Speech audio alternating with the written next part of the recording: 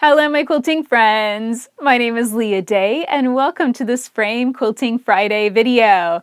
Today, I want to tackle feathers, and specifically, I want to quilt them in the border of this baby quilt. But it's a little tricky. When I'm quilting across the entire length of the frame, basically running horizontal with the frame, it's going to be fairly easy because I can quilt those feathers down the full length and nothing's going to get in my way. But the trick comes in, how do I quilt the sides? How do I quilt those side borders that are running perpendicular with the frame? I only have about 10 inches of space to quilt in. So that's what I'm going to be troubleshooting today. I'm going to figure out how to do this, maybe change up the design a little bit, and that's okay. It's really fun to experiment and try new things, and I might learn something, I might make a mess. We'll just have to see how it goes. So let's get started stitching some feathers in the border together. So I'm going to start over here on this corner, and let's just try a few space feathers. This is what I call it whenever you intentionally leave space between those teardrop shapes. Now I'm trying for a nice smooth curve. So steering the machine around and down, trying to make that a nice smooth movement. Now I want to get over here so that way I can match up with this line. So I'm going to shift back and do some travel stitching. I'm going to grab my ruler. And I'll be honest, that's not my favorite feather ever. But you know, this is one of those things. It's really important to build designs. And you know, once you stitch something, take a look at it and say, well, did you like it? Did you not like it? How would that look different, you know, or look better? And, you know, I can definitely say if I had marked that area, I might like it a little bit better. Okay, so now let's try some space feathers going this way. And this is going to be a little bit easier because we've got this vine line, this vein running down the middle of the quilt to go off of. So what I'm doing is I'm kind of coming up to that vein and then spacing out a little bit of an echo of the feather before.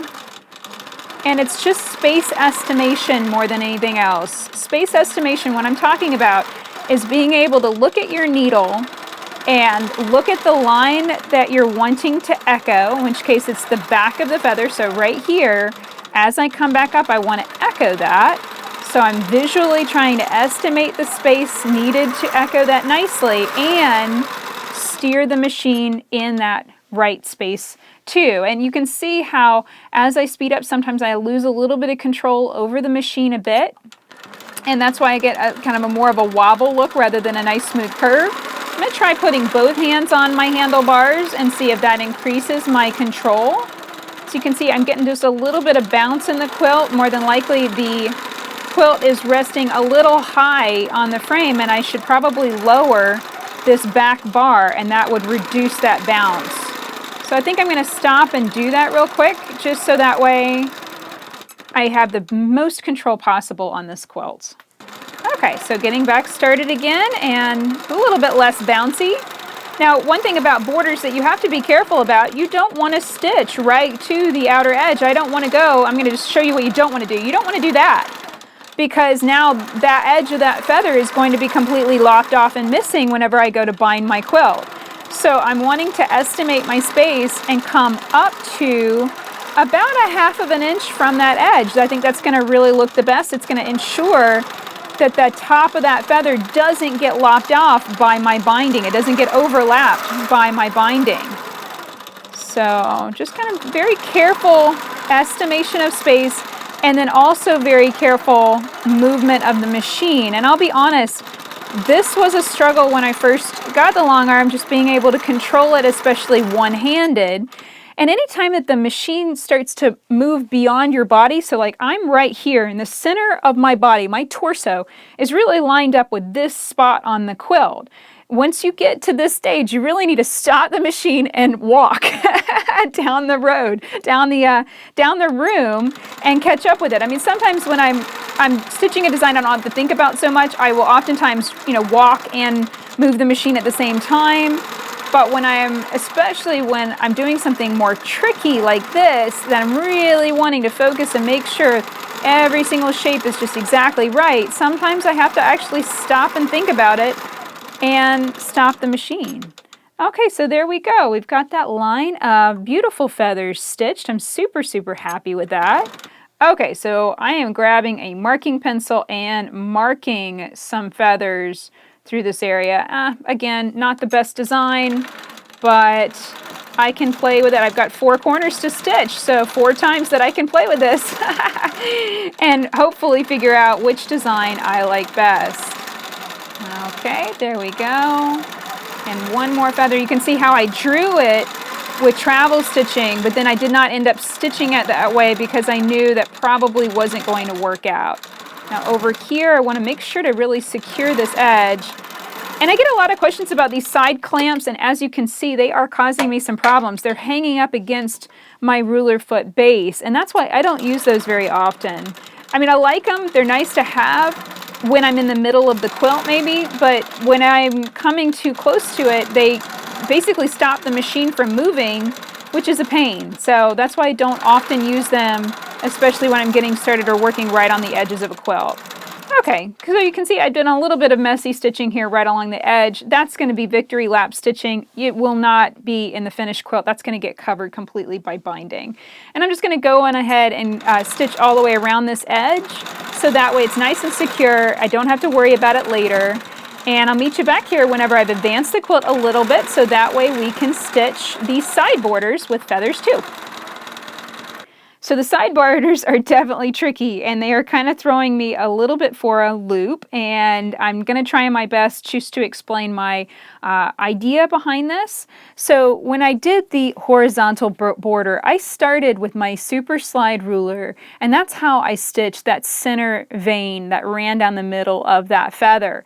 And I started by quilting from the center to those corners, and that way I had my nice symmetrical curve consistent from the middle to the outside. So I want to do the same thing on the sides, and the middle of the quilt is happening to run right here. So I lined this up and marked my line, so that way I know where that's supposed to hit. And now I'm going to use the ruler to space it out and help me stitch and stitch right on that marked line. So, like I said, this might be just a little bit weird from how I might do it a different way. You know, I'm kind of coming from quilting on a home machine where this is how I would have designed it. I would have designed the border that way, and then I would have quilted it, and I would have been able to quilt all 4 borders the exact same way. But, you know, as you can see on a long arm, it's a little different. We are limited by the size of the frame. So now I'm going to flip this ruler. I don't think I'm going to have very much more space that I can quilt into, but I want to just see how much space I have to quilt. So I'm trying to basically match up the curve of this ruler with the line I've marked. And the nice thing is that line can be erased, so you don't have to be 100% perfect. Okay, so that is the end of the line. My ruler plate is right now hitting up against the edge of the frame, against that bar, so that's as far as I can go.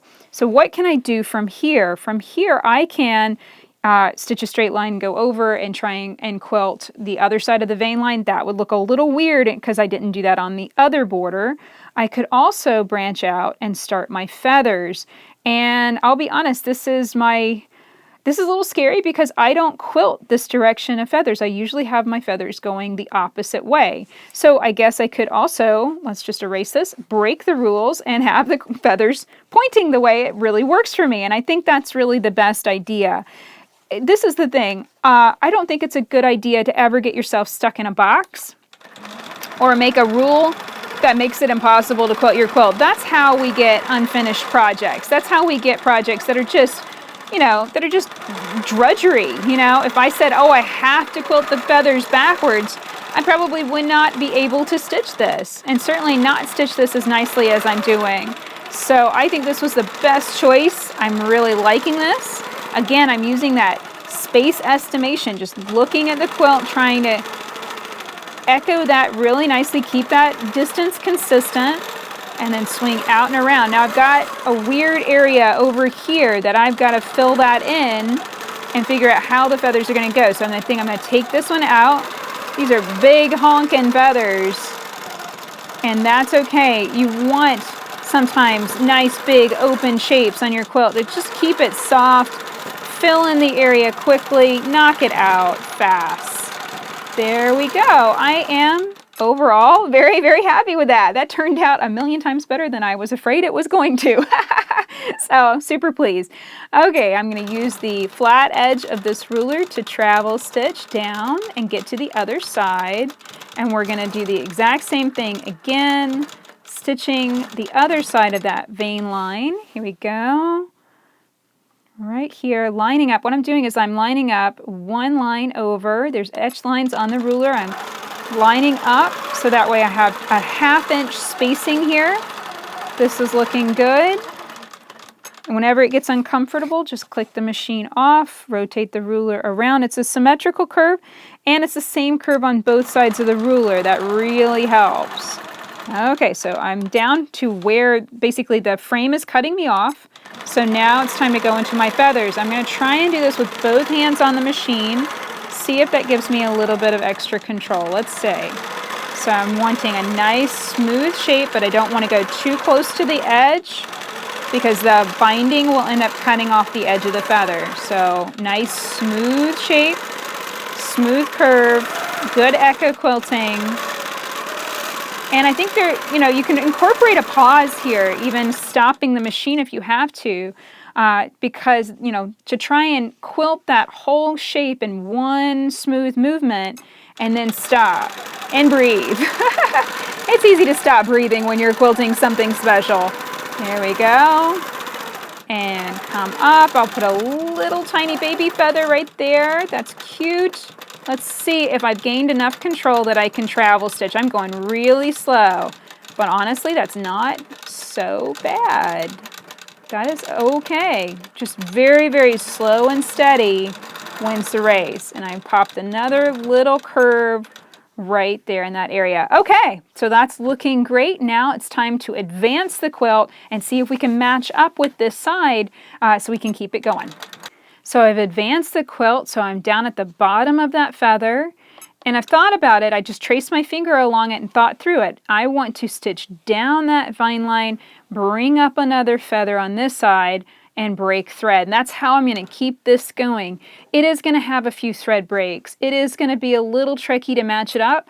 I have no regrets about grabbing a marking pencil and marking these lines. Even if it doesn't come out just exactly perfect, I think that having the marks really helps to know how that's lining up and if it's going to end up working out just exactly right. And again, I'm going to have to advance even one more time to get the entire feather stitched, the entire border stitched. As you can see, stitching a horizontal border across your quilt is a lot easier. Stitching these side borders, it's going to require a good bit of shifting the quilt through the machine and figuring that out. Now another struggle is going to be matching up with this feather here down on the end, and I'm going to worry about that when I get closer to it. So let's just get started and stitch a few more feathers in this border. So again, swing out and around, and my goal is going to be matching these up and making them look consistent with the ones before, but then also making sure that I leave enough space for myself as I get close to those feathers that I'm matching up with, that I don't end up with like a weird gappy space between them. I'd love for this to look consistent so that you can't tell where the thread was broken, where where I stopped and started that border. That would be awesome. Okay, so we've got space basically for two more. So again, I'm just visually looking at that space and kind of trying to break it in two pieces. So I feel like I did pretty good with that one. Now I just need to break it in one more piece. So come in here, fill in that whole space with a nice smooth curve, and there we go. Oh, I am delighted with that. I really, really love it. That turned out just exactly right, and that's how I'm going to continue this. I'll pull up thread here, I'll stitch my next vein line, come back up with more feathers, wash and repeat that through the entire quilt, and that's how I'm going to knock out these feather borders. So that's it for this video. This is really exciting. I honestly didn't really know how these side borders were going to work out, and I'm delighted by how this ended up flowing and how continuous that's going to end up looking. I am going to have thread breaks. Every time I advance the quilt, I'm going to have to break thread, stitch on one side of the feather shape, break thread again, stitch on the other side of that feather shape. But I know this is still going to end up looking really consistent and almost as continuous as the borders that run horizontal across the frame. So I'm delighted I learned something new, and I hope that you did too and enjoyed this video.